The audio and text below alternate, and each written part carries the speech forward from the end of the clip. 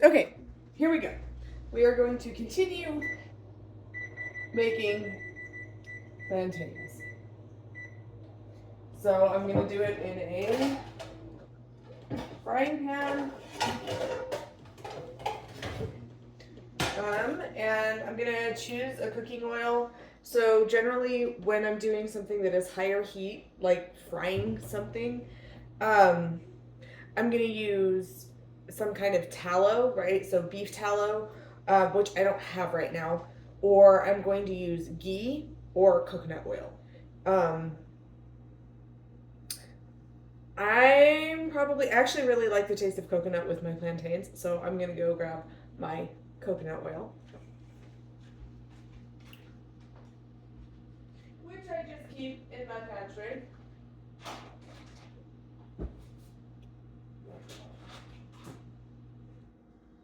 I think I've shown this before.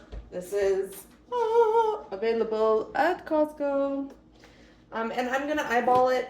I'll be honest, one of the big reasons I don't measure is because it takes so much time. And like right now, I'm kind of on a time crunch.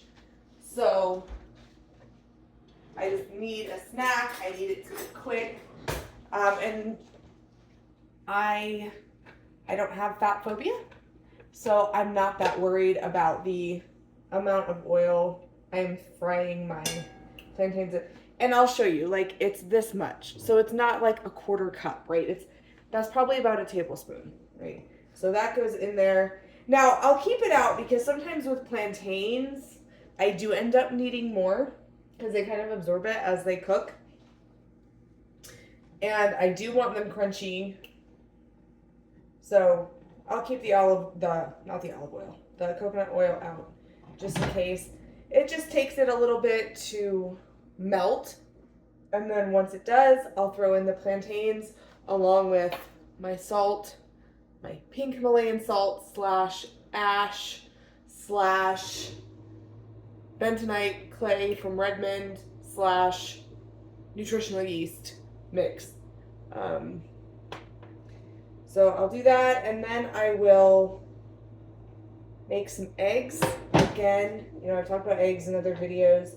When I make my eggs, I have about 2 eggs per day. I would say that's pretty normal. And I always make sure that it's over easy. I want that runny yolk. And then I'll throw in egg whites to add protein to the meal. A lot of times I track. I'm feeling mentally done with tracking right now, like tracking my macros.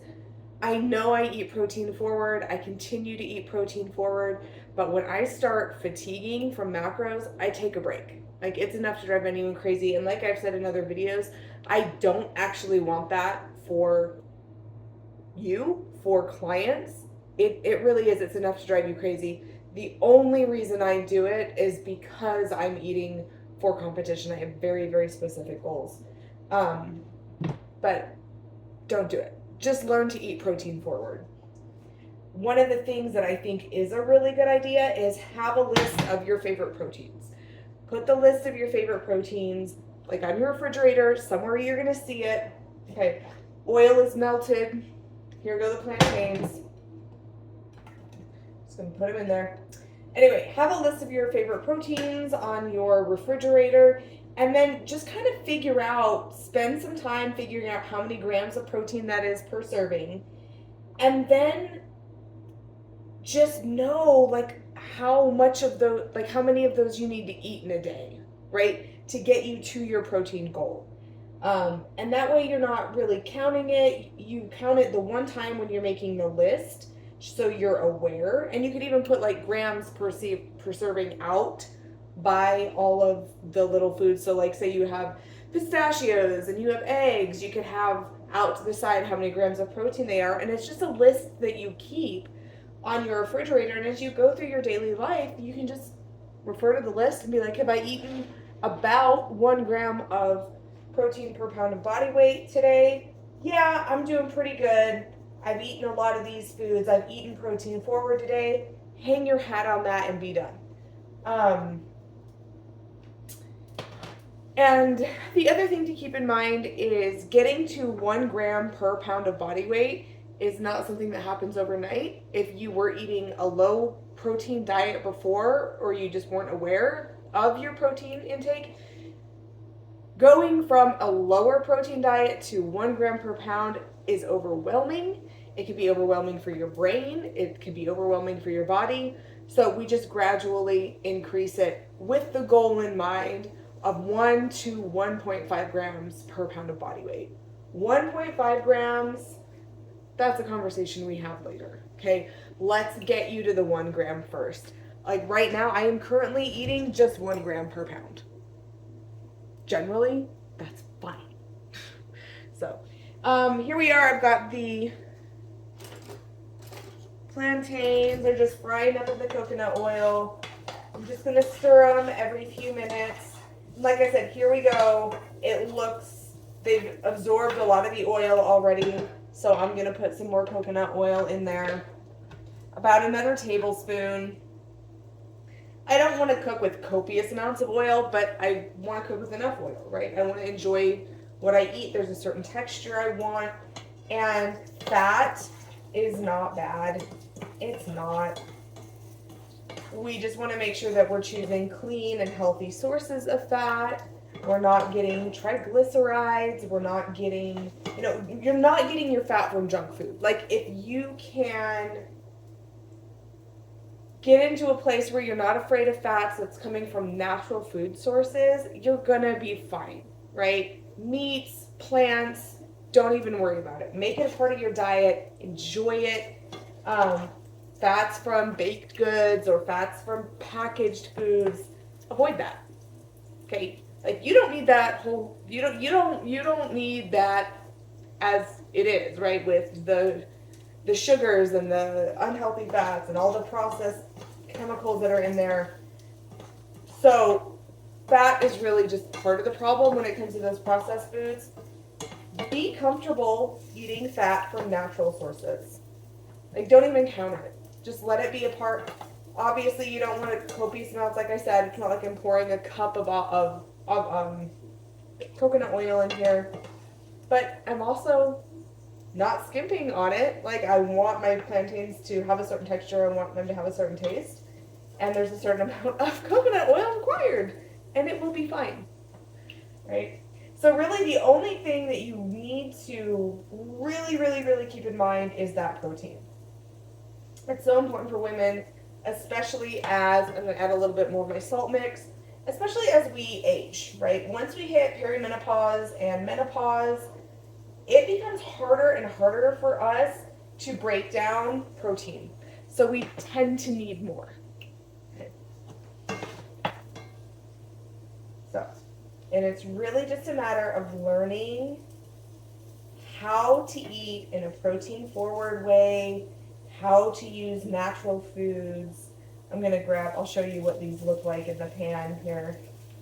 And you do want to try and keep them in a single layer because you're trying to get them crispy. And if they're all on top of each other, like the bottom one will get crispy. And then the ones sitting on top won't. I'm separating some of them right now. I just separate them with my fingers. Just, be careful.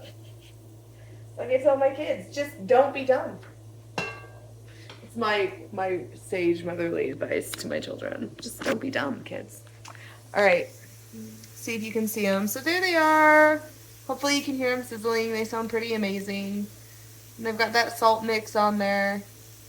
So I'll wait until these are golden, like a golden yellow. Sometimes I even wait until they've got a little bit of brown on them. I like them. It depends on how much time I have. I'll eat them a golden yellow, but if I can get a little bit of like golden brown on there, like, that's a win.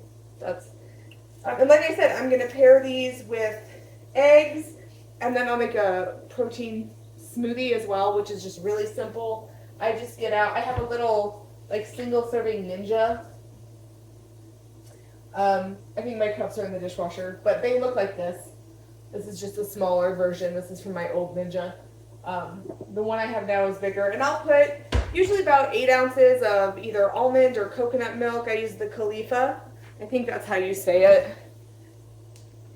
Yeah. Califia Farms. They have an organic line, which I really like when I can get it. That's what I go for. It's only 4 ingredients. It doesn't have like the carrageenan and stuff in it. Sometimes my store doesn't have it. It's hit or miss. And I'll just buy the regular kind when the organic's not in there, is not available. But anyway, I do both the coconut and the almond. And they even have a toasted coconut almond, so that's nice as well. And I'll just do 8 ounces of whatever nut milk I want. You know, if you like cashew milk or, you know, whatever your milk is, your nut milk that you like, do 8 ounces of that. And then I use, for my protein powder, because I am dairy intolerant, I used to use a lot of whey, and that was part of it was part of the problem for why I was feeling bad and why I was just putting on tons of weight, and I felt awful. I do have a dairy intolerance, and whey protein aggravates it. So what I use now is this. I found out about it from some friends in functional medicine, and it's called Ancient Nutrition. It's bone broth protein. This is the vanilla. This is not my favorite flavor. I prefer the chocolate, but it gets the job done. And when you mix it with the coconut milk or almond milk, whatever you choose, and like a cup of frozen berries, it's fine. And it gives you that added protein, because a meal of just some fried plantains, a couple eggs, some egg whites is still not high enough protein for me because of how much I need. You know, I'm sitting at about 150 grams per day, right? So when I'm like, hey, my meal has under 30 grams of protein, I'll add a protein shake to it. And that's an easy way for me to get protein. So, see if any of these are ready yet, so you can see them. See a nice golden color. So they start to get hard, and it's like you can hear them rattle around in the pan as they start to get crunchy. See if I can find one here we go. This is a pretty good one. I shall show you. So the color on that, see how it's kind of brown on the outside. It's got a nice golden, and it's crunchy. It's a little, I don't know if you could hear that crunch, but anyway, that's how I like my plantains. I'm going to keep cooking them a little longer. Plantains, 2 over easy eggs, like a 1/4 cup to 1/2 cup of egg whites, however you're feeling, and then a nut milk, bone broth, protein smoothie, and I'm set for a few hours. So there you go, some more ideas.